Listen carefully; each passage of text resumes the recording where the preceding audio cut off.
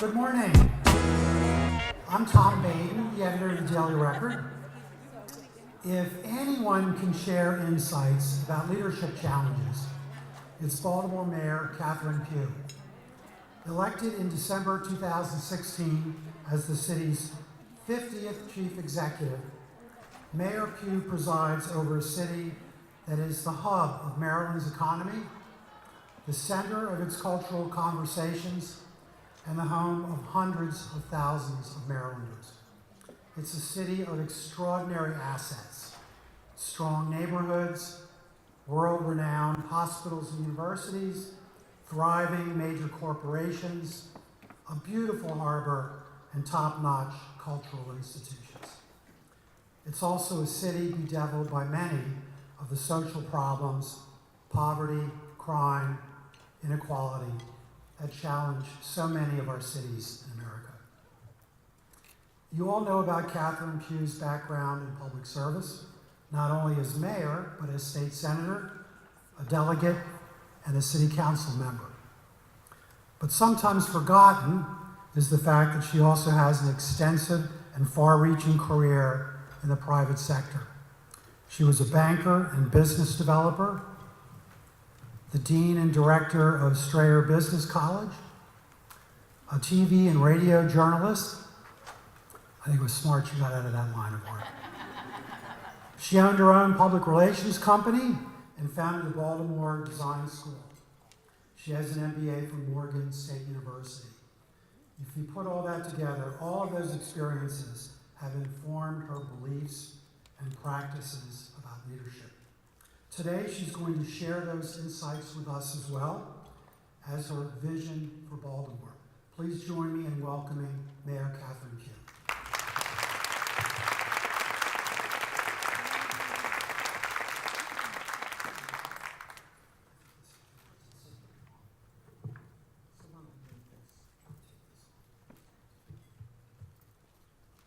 Good morning, everyone. I'm really excited to be here with you all, but first let's give the Daily Record a big round of applause. So I want you all to know that I am wearing my Circle of Excellence. Hopefully those of you who've been nominated as the top 100 women in Maryland, that hopefully you all will, and I'm sure some of you already received your Circle of Excellence. The Circle of Excellence obviously means that you've been nominated, I think it's 3 times, and you've made it into that circle of individuals, and after you reach a certain level, it says, don't nominate those folks anymore. But again, thank you all for being here. I'm really excited that you all are having this leadership summit, especially around women and how we continue to lead. And so I wanted to start off a little bit talking about myself, but to say, congratulations on another historical Women's History Month. We've done some really great things in the city, in the state, in this country as women, so we all deserve a big round of applause. We've got a number of women who are running as lieutenant governors. I see LaWanda Jenkins here. Congratulations. Wanda, I see Ms. Draper here, who's now the publisher and editor for the Afro-American newspaper. I'm going to stop because there are too many people here that I see that I know who are doing some really great things as women. So I want to congratulate you on your achievements. So I came here to Baltimore some years ago to go to Morgan State University, and I always tell the story that I believe I had the smartest parents in the world because they taught me to read and write by the time I was age 3. And if you can imagine, at 3 years old, asking your dad, where's the Indian Ocean? And he said, go get the World Book Encyclopedia. Or you ask your mom, where's the Atlantic Ocean? And she'd say, go get the World Book Encyclopedia. What do you think we brought them for? Of course, that's Google today. And so as I would be sitting there reading as a 3-year-old, I'm thinking, oh my God, everything I'm reading, they already know. How smart these people must be. And they were indeed smart.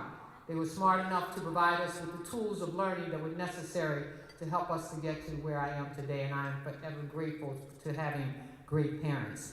And when we think of parents, and we think of women and their roles as mothers in this world today, we have a really great responsibility in terms of how this world is changing and social media is influencing our lives. So I was speaking at an all-girls school one day, and I said to them, how many of you all use social media? And everybody's hand went up. And I said, let me just remind you all that as you use social media, remember that the things that you place on social media follow you for the rest of your life.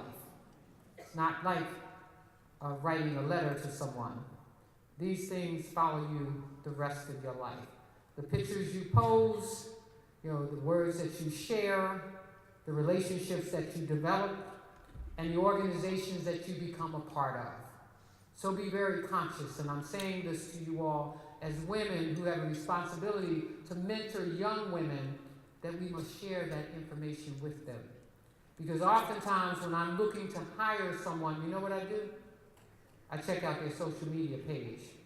Because I want to know that the people that I'm bringing into my circle have the same kind of consciousness and drive that I have. And that they're not averse to the direction that I have planned for my city. So please, as leaders, as women, please share that with our young women. So I came here to Baltimore to attend Morgan State University, and I'm telling you, I thought I had just struck gold. I became a cheerleader, had never been a cheerleader before. So we thought we were the greatest things on campus, walking around with cheerleading jackets and all that stuff. But Morgan is where I grew up. I tell folks that, my parents, after about a month and a half in college, and I would pick up the phone and I was calling every single day. My mother said, are you in college or are you home? If you're in college, we don't need a phone call from you every day. We like to know that you're doing well, but we don't need these long distance calls. It used to cost a lot back then. We don't need a long distance call every day. We just want you to come home every now and then. This is my mother. You have to see, my parents had 7 children, 5 girls. And my mother used to say that I was responsible for the influence on every single last one of them. And so she would prefer that I come home less so that she could have more control. And I understood that. My mother and father taught us to be bold, to speak up, to speak out, to never wither. And if there was something you believed in, argue your point, but not with them. And so when I got to Morgan State University, and I was a cheerleader, and I pursued a business degree and ended up with a master's degree in business administration. I tell people I've never done one thing at a time. I worked at, how many people remember Heck Company? I worked at Heck Company while I was in school. I also was the student worker for student government, and I was also a student worker for the basketball coach. So I worked a number of jobs, and that has been my life, just about all of my life until I got to this job. And so Morgan laid the foundation for me to become a leader in my community.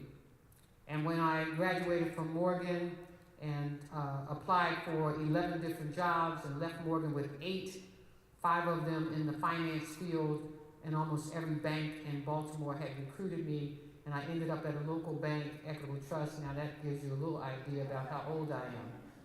And I stayed at Equitable Trust for some time and went on. I used to analyze financial statements for companies and corporations, and let me tell you what I noticed. Very few women were coming into the bank at that time asking for lines of credit. Very few African Americans were coming into the bank at that time asking for lines of credit. So I started looking around for an organization that would help lift up African Americans and others in the community. And I found this organization called the Council for Equal Business Opportunities, where we prepared financial statements. So I took my banking experience there, and we prepared financial statements for minorities and women to help them start and expand their businesses. And we were limited. We were limited by the government structure that only allowed us to lend to a certain limit. And so I ran into I attended an event for William Donald Schaefer. And someone said to me, how would you like to work for the mayor? Can you imagine? So if I said to you, how would you like to work for the mayor? And you're 20 years old or a little bit older, it was like, wow, sure. Had no clue I ended up in the mayor's office. They told me that I was the director of crime prevention for the city. I had a little budget. I had a ball. I tell you, I created the Women's Crusade Against Crime. We would go to the state and testify on all kinds of legislation. I created Neighborhood Watch and Citizens on Patrol organizations, because what Schaefer used to say to us is, don't bring me a problem, bring me a solution. And I say this to folks every day because I get to talk to groups and organizations. I said, now it's easy to complain, but unless you have a solution, please don't bring me the complaint, because I've got agencies, they can handle that. But I'm looking for solutions, because becoming mayor of this city requires thoughtful, visionary leadership. And I get excited every day when I get up just to do this work, because I have a clear vision on what I want my city to be and what needs to be done. And how do I make the city more inclusive, more diverse, and more understanding of the least of us? Because when we help the least of us, we help all of us. And oftentimes when I'm walking down the street and I see the hungry and the homeless standing on the corners, the question should be, why are we at this stage in a city, in a state that happens to be one of the richest states in this country, and a country that happens to be one of the most wealthiest countries in this world? And so I can tell you that my journey, which included becoming vice president of Brunson Communications, where we own 9 radio stations and 2 television stations, and having built two television stations, one in Redding, California for Warner Brothers and Channel 48 in Philadelphia. I tell people that I've never said, if you ask me if I can do something, the answer is absolutely, because I'm going to figure out how to get it done. And part of getting it done is putting the right people around you, because we can't do everything. But what we can do is find talented individuals to support your vision, your dream, or your goal. And it is really important, you all, that we set goals, and many of you sitting in this room have already done that. But how do you make sure that you achieve your goals? And when you're trying to pursue a goal, and it turns out not to be exactly what you want to do, how do you turn back around and say, I want to go in another direction? The issue is around confidence and recognizing that you bared off, but you need to go this way. And we have to be confident enough to be able to do that. I tell folks that there's nothing I wanted more than to be mayor of Baltimore. And I happened on politics. I tell folks this was not something I was pursuing. It was not part of my goal. If you asked me in my early days what I wanted to be, I was a big fan of Richie Rich, the comic. So I wanted to be rich. And so when I pursued working with the mayor of that time, Schaefer, I got a taste of what social responsibility was really like, and how you could really impact the lives of individuals. But it is, what is it that's inside of you that you want to do? What's going to make you get up every day and feel good about the work that you're doing every day? And so while I am not rich in money, I do okay, I am rich in experience. And that is what I bring to this job every single day. Having been a special editor for the Sun Papers, having owned my own company, having been dean and director of Strayer Business College, having been in the city council, having run 9 radio stations and 2 television stations, and having been in the House and in the State Senate of Maryland. I became the majority leader of the Senate because what President Miller would tell you is that he would look in the back of the room and there was one person who would be running from the left to the right, to the left, to the right. And when it came down time to get a bill voted on, she would get her bills passed. I maintained a record of a senator who has passed more legislation in a 4-year period than any other senator in the state's history. Because it was not about just Democrats, it was not just about Republicans, it was about getting people to understand how we do the right thing. Whether it was moving the compulsory age to 18 so that we would make our schools responsible for educating our children, or making telemedicine available not just in the suburban areas but in urban communities as well. Because when I think about drug addiction and where we are today, please help me understand while when we're doing methadone today, that we're not using telemedicine to do it. It is about thinking out of the box and being creative and determining how we impact our communities the least. And when I think about our city, about Baltimore City, and many of the problems that we face, and I want you all to know that we are a Bloomberg city. We are one of 32 cities around the world that have become Bloomberg cities. In April of 2016, when I finished the primary, hadn't gotten to the general yet, I had determined that yes, I am going to be the mayor of this city. And through Ron Daniels, I was able to meet Michael Bloomberg in New York. And I said to Michael Bloomberg, I said, we are going to be one of the greatest cities in America. Now, this is a challenged city, and I know that it's challenged. But I'm excited about becoming the mayor. And he said to me, are you on my calendar? I said, no, not yet, but I will be. I spent 1 hour with Michael Bloomberg, and he said to me, Catherine Pugh, I just got a phone call from him on Sunday. He said to me, I do believe you're going to be one of the greatest leaders in this country. And he called me just the other day to say, I believe you are doing a really great job. And the young lady said to me as I was coming in, she said, you've got the toughest job. But I just want you to know that I think you're doing a great job. Thank you for that. Because that's not what you hear every single day. But I believe that the vision that I have for the city will move Baltimore forward. And so let me just share a few things. Violence reduction is my #1 priority, and it has to be, because everybody deserves to be in a safe city and in a safe community. When I walked into office in December of 2016, we had received a 163-page report from the Department of Justice that said that you need to put this city under a consent decree.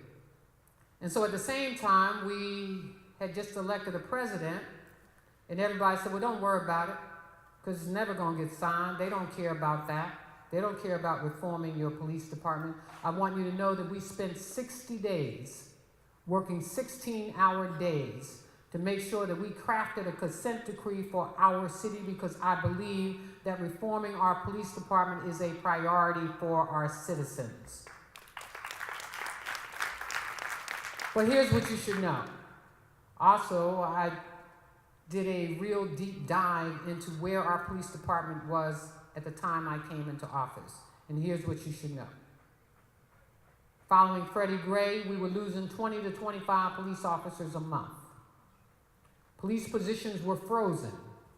By the time I took office, we were almost 700 to 800 police officers down.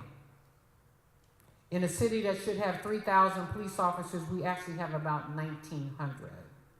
And everybody wants a safe street, and everybody wants a safe community, and everybody wants to see a police officer walking up and down their street. And so being a Bloomberg city, you get a Bloomberg team, and I said, I need you all to focus immediately on making sure that we can drive down this attrition rate, and at the same time, expedite the number of police officers coming into our police department. Now, I'm not talking about the 10.5-month mandated training that must take place. I'm talking about the period of time it takes to become a police officer. In Baltimore City, that was 9.5 months. That's just getting through the process to get to the academy. And so what I did was I took my Bloomberg team, we focused on that, and so here's what we did. Using data, using technology, we were able to cut that down to 4 months. That's on par with our surrounding jurisdiction. And so this will be the first year that we will pass the attrition rate. We have more individuals applying to be police officers in Baltimore City, and more people from Baltimore City applying to be police officers in our city in decades. So we're excited about that. In 1997, they started putting computers in police cars in Montgomery County, Prince George's County, but not in Baltimore City. So I immediately went to the state, to the governor, and got $2 million in grants to put computers in our police cars. We are reforming our police department every day. Not only did we get the consent decree done, we got it signed, we have a monitor, and it is in place. So our police department is being monitored by the Department of Justice. And let me just say, I believe that I've chosen the right police commissioner for this particular point in time. And here's what you should know.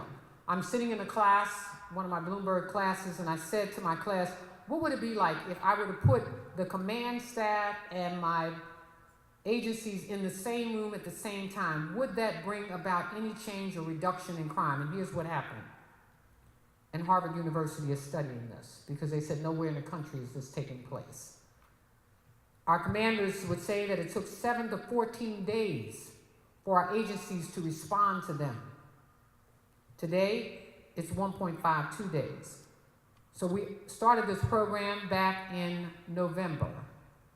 Crime dropped in November. You don't want to say anything in 1 month. December, it dropped some more. We said, okay, don't say too much. January, February, and March. Crime is down in every single category in Baltimore City. While crime is a major issue, so is economic development and economic opportunity. So in my Office of Small Business and Minority Business Enterprise, we are focused on breaking up contracts, becoming more inclusive, measuring our success, data-driven in every aspect of what we do in city government. And then when I look at the homeless population in our city, and believe me, you all, this is not just Baltimore City. It is around the nation, it is around the United States, it is around the world. Just travel and you'll see it. But we have a responsibility for our city. 65 individuals laid in front of City Hall to demonstrate homelessness in our city. And when I asked individuals, what should we do about it, they said, don't worry about it, it will go away. I said, I don't think so. The question should be, what would you want if you were laying in front of City Hall? What would you want if you were homeless? And so I invited 4 individuals, 5 or 6 individuals into City Hall to have a conversation about what can we do to help you. And a transgender woman said to me, Madam Pugh, we just want housing. And I said, well, y'all can't lay in front of City Hall because that won't get you housing, but let me help you. And so we moved 65 some odd individuals for 70 days in Pender Hughes, which was an abandoned school. And if you'd have rode by there, you would not have known they were there. Lessons learned. They self-governed. They surveyed themselves. They told me what their problems were. And I can tell you the last 3 days of them being in that facility, you would have thought I was breaking up a family because they cried. They said, thank you, Madam Pugh, for listening to us because we got them into dormitory-style living. Some went to Sarah's Hope. Women who had children immediately got Section 8 vouchers. But here's what we don't think about in terms of the homeless. There were actually people who got up every day to go to work. But you can't go into a shelter because the shelter says you have to come in and leave by a certain time. If I'm working at 11 or 12 o'clock at night, I can't come into your shelter. All of these things have to be taken into consideration. What we do about housing in this country and creating opportunity has to be done for everyone. Drug addiction, a major issue. We will create the first stabilization center in the state of Maryland to not just deal with people in terms of their immediate drug addiction, but to help them towards a better future. It is the same thing with homelessness. Our responsibility is to help people towards a better future. And so we work every single day to do that. When we cleared the folks on Guilford Avenue, we didn't walk in and say, just get up and get out. We partnered with organizations to make sure that they had places to live. And that's the responsibility of leadership. But when I think about Baltimore, I don't think about Baltimore just today. I'm thinking about it a decade from now. What do I want my city to look like? I'm creating an investment fund. And I was very clear when I did the State of the City address. I said, Pittsburgh didn't come back by itself. Neither did Detroit or Cleveland. It came back because of business community folks stood up and stepped up. I said, I need $200 million a year over the next 5 years so I can turn my city around. Now, I'm willing to put up the first 50 million, but I need companies and corporations to step up to the plate and philanthropic organizations, because when I come down Monroe Street, when I come down Druid Hill Avenue, when I come down Park Heights, it looks like a war zone. It just should not be. We can change our city, but it's about how we invest in our city. So I tell folks, I will be the mayor of communities because communities matter. We cannot look at a community and call it a poor community, just call it underinvested. When I walked in and shut down Shake and Bake, you would have thought I shut down heaven. The texts and the phone calls and everything that I got about, you know, this is where we skate, this is where we come, this is where we socialize. I said, but the roof's falling in. The floor is buckled. You'd be hard pressed to find a pair of matching skates. Is this acceptable? No, it's not. I shut it down. But I opened it back up on Friday. Brand new floor. 500 pairs of brand new skates. Bathrooms redone, remodeled. And Glenn Dowdy of the former Colts, who built that venue some 36 years or 38 years ago, came back and was in tears and said, this is what it's supposed to be. Now, we're still working on the bowling alley, but I believe every community deserves first-class entertainment and recreation. If there's a movie theater downtown and there's one in East Baltimore, there should be one in West Baltimore. Everybody deserves quality supermarkets, quality venues that they can go to. But everybody wants a safe city. So we're also expanding Safe Streets from 4 neighborhoods to 10. I'm changing out every light bulb in our city, 77,000 to LED lights, so they don't just shine on the street, but they shine on the pavement and the sidewalks so people can feel they're in a walkable city, and adding 6,000 additional lights. But you all should know that what we do for our young people will impact the future of our city. Last year, 12,000 young people applied to work in our summer youth program. 9,000 followed through, requiring me to raise some $16 million from the public sector. This year, 16,500 young people applied to work, and we suspect that at least 12,000 will follow through. I met a young man who said to me, he's here with us today. He got up 7 o'clock in the morning to be here. He's a Poly student. And he said, I was in your summer youth program last year, and I'm coming back this year because we're giving them great experiences. I tell employers, please don't just give us the $1,600. Take these young people into your places of business so they can see beyond what they experience every day.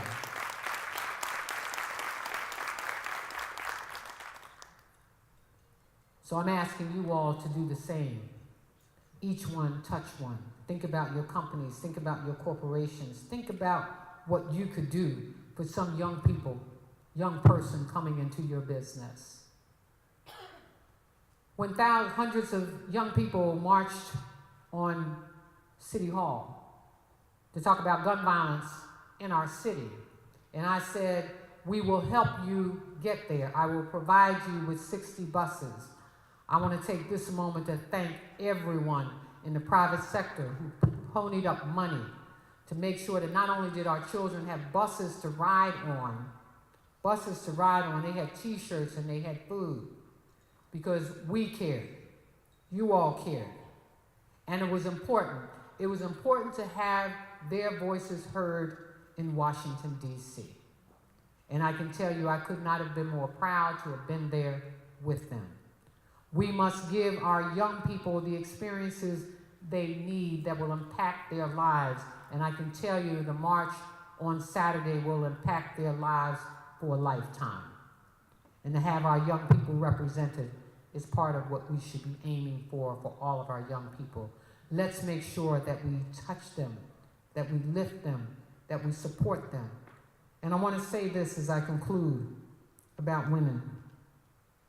I was speaking at a women's college, And a young lady said to me, what would be the advice that you would give, Madam Mayor, to young women? And this was my answer. Choose us. Choose us. Because oftentimes we don't choose us. We don't support us. We don't choose us. We're more critical of us. Because if we weren't, there would be a different person in the White House today. But we've got to choose us. We've got to believe in our ability to lead. And we have to see in the eyes of young people our future. Our young women need as much support as our young men. And we talk about our young men all the time, and we need to support them, but we need to support our young women. And when you're in a position to make those choices, make those choices.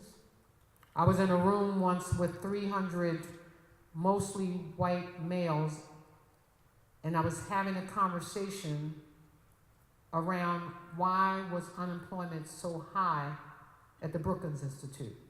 And the question they asked me was, why is unemployment so high among African American males?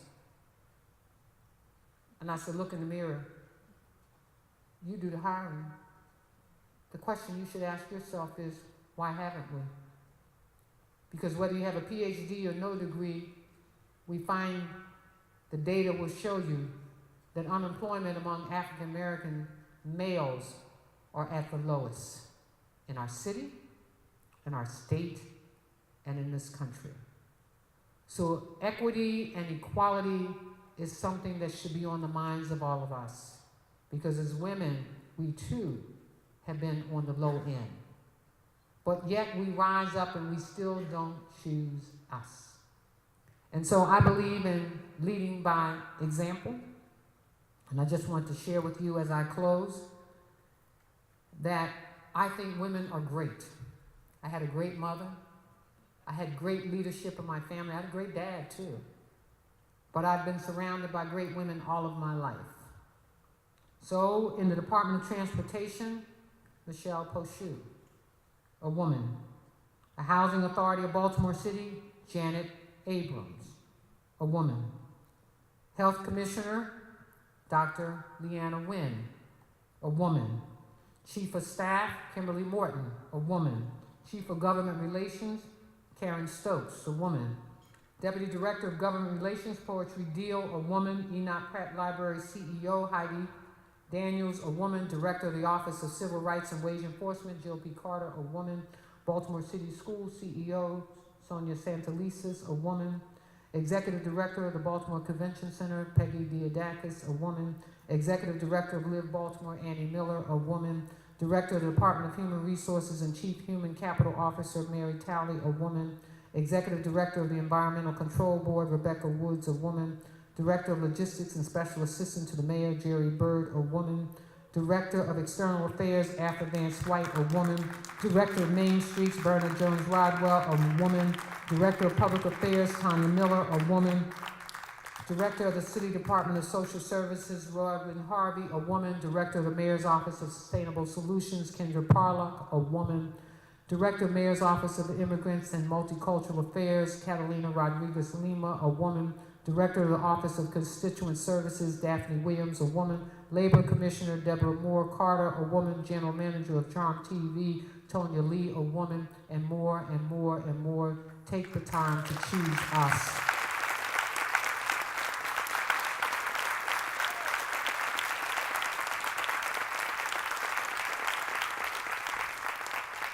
There is some young girl in your neighborhood, in your community, in your church, in your organization that is looking for you.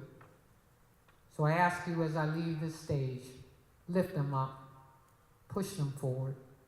Your leadership, show them how they can lead. Bless you all. Thank you.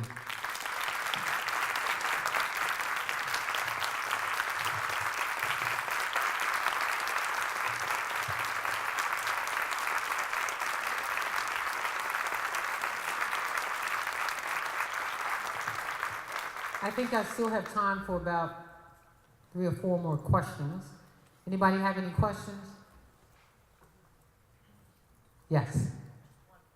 Yes. My husband owns a business. We were in Baltimore City for many years up until last year.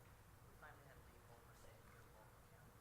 We tried several times. It's a small business. We tried several times to try and get some kind of tax break, some kind of incentive whatsoever. We did everything we could to hire from within the city. What I'm asking is there any steps being taken to move forward and help small businesses to stay in the city? Well, I don't know where you all were when we got $10 million from Bloomberg just to help small business. And the Maryland Small Business Development, our offices do help minority businesses. I don't know whether you weren't connected or not connected, but we have main streets, we have all kinds of efforts in the city to expand and grow small businesses. Yes. I just want to thank you. I'm from Harford County, and you're one of the... Barry Glassman, my great friend. My good friend. And I just want to thank you because you work both sides of the aisle so effectively, and you've done it for many, many years. So from a conservative county, that's great to see. So thank you for doing it. And I'm a Baltimore girl. Thank you. My best friend in the legislature is Barry Glassman, the Harford County executive.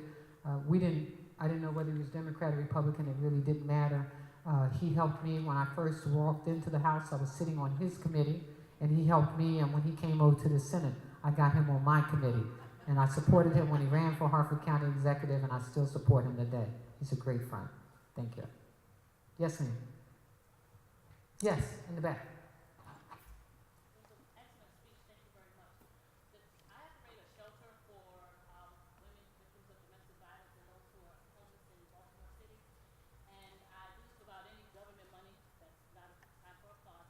But what I wanted to ask you is that noticing there's a lot of, vacant properties in Baltimore. Is there a way that an individual could be able to, who's doing this work, to obtain one of those houses without it being a cost to themselves, to be able to help those homeless populations that have been, have not been able to benefit from a place to live? Okay, so a couple of things. One, she was asking if we could just give properties away for people who are trying to help the homeless. It's important for me, as it relates to the homeless, that we're not just providing housing, we're providing the services that they need. So we're very methodical in terms of how we choose that. And our boarded-up houses, to me, are assets of the city. They're not just properties, we haven't done what we need to do with them. So as a business person, I look at vacant houses as assets to the city, and that's why I'm creating an investment fund, because I want to capitalize on those boarded-up houses and create homes for Baltimore, period, including the homeless. But I wanted to say something about nonprofits, because I said this to someone earlier today. We must learn that being in the nonprofit business is not just about securing grants and getting things for free. It just doesn't work that way. It's about how you connect your social justice with economic justice. Ask Helping Up Mission how much it costs them to take care of a homeless person and where their funds come from. Because they are providing the services, they also get the assistance from the federal government and others.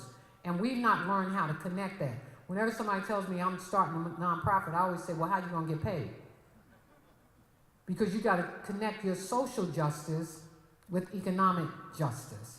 And so you got to be able to find not just those grants, but if I'm running a nonprofit organization, what is that economic tool that's going to help me hold on to my social justice project that I want to do? So I encourage you to do that. I said this to another organization that said that their goal was to help men get back into training for jobs. And so my first response to them was, where are those men going to live? If they're coming out of the prison system, seems to me you should buy 10 or 20 houses, create housing structure for those individuals, and then get assistance to house those individuals so that when they go to training, that they're not worried about where they're going to lay their head. So we got to connect social justice with economic opportunity. Merge the two. Any other questions? Let me just say thank you all for this opportunity to share with you all, and I hope this was fruitful. Thank you.